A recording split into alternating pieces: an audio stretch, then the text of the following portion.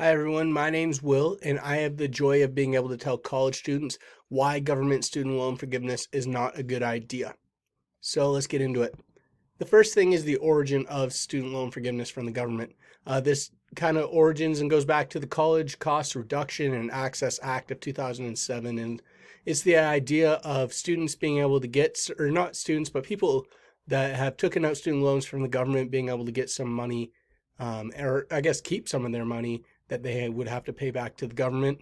And this can either be done partially or fully. And it's the idea that all that money can be wiped away or partially. So only you can wipe away certain amounts, like 10% of it or $50,000 of it. So there's that. And then it can also be done universally or restrictedly. So universally would apply all of that to every single American that owes money for their student loan debts to the government. And then restricted would restrict it to only certain individuals who qualify under certain restrictions. And the ways to qualify, there are many different ways that individuals can qualify. And on the government website, there are different things listed of qualifications that can be made. And recently, the Biden administration announced a $1.2 billion plan that would give loan forgiveness to individuals that are currently under the SAVE plan.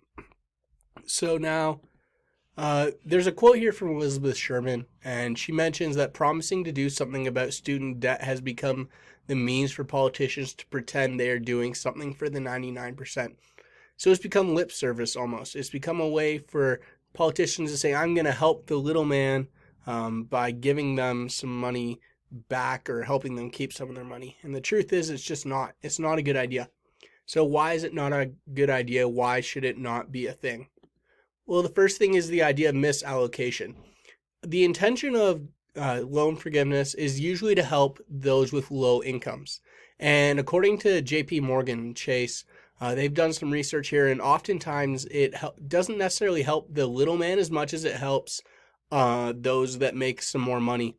And there's a couple of different reasons for this, which I'll talk about. But if you look here at this graph, and we look at the first one here, and the different colors represent different plans. So for a $10,000 universal cancellation, 23% of the funds being allocated would go to individuals who make over $89,000 a year, compared to individuals in the lowest quarter who make $12,000 to $25,000 a year. They're only getting 12% of that share.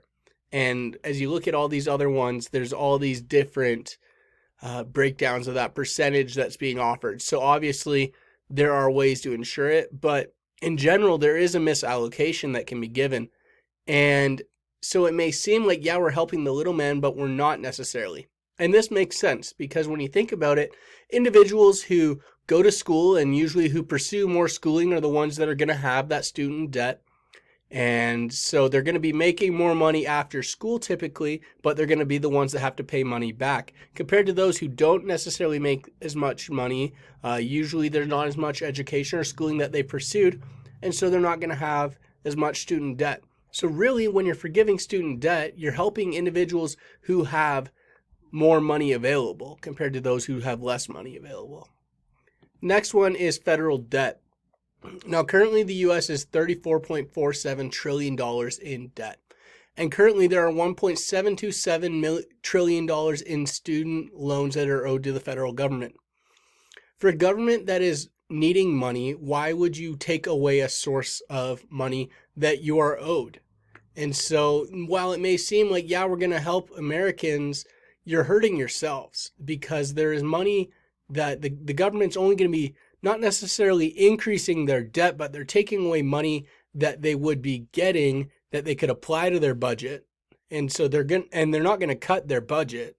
So you're not getting as much money into the income. You're not going to cut your budget, which means they're going to have to take out more loans, run a bigger deficit, and that's only going to increase the debt.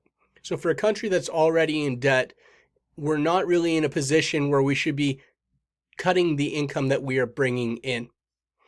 And the next point here is tax raises. So this money, like I mentioned, you're not necessarily giving out money, but you're not bringing as much money in. And in order to combat that increased debt that we just mentioned, you're going to need to raise taxes. And so this just means that that money's got to come from somewhere. It doesn't just disappear. And so while it may seem as though we're getting more money because we're saving money because our student loans are being allowed to keep, like we're allowed to keep that money instead of paying it back, the truth is we're losing it in the long run because those taxes are going to keep going up and up. So while it may seem like a good thing, it's not. You're really getting hurt in the long run because, as I mentioned, those taxes are only going to increase. They're not going to decrease because you're getting more money. The government's losing a source of income, and that income has to come from somewhere, and that's going to be tax dollars. So in conclusion, 3 reasons why federal student loan forgiveness is not a good thing. One is the misallocation. Oftentimes those funds are misallocated to the wrong intended people, or to the wrong people. Second is federal debt. The government's already in debt. They are not in a position to be cutting the income that they are going to be getting, and they're not going to be in a position to give up money. And the third thing is raising in taxes. People already complain about the money that they are being taxed. The dismissal and the forgiveness of student loans would only raise those taxes, which would only make people more mad.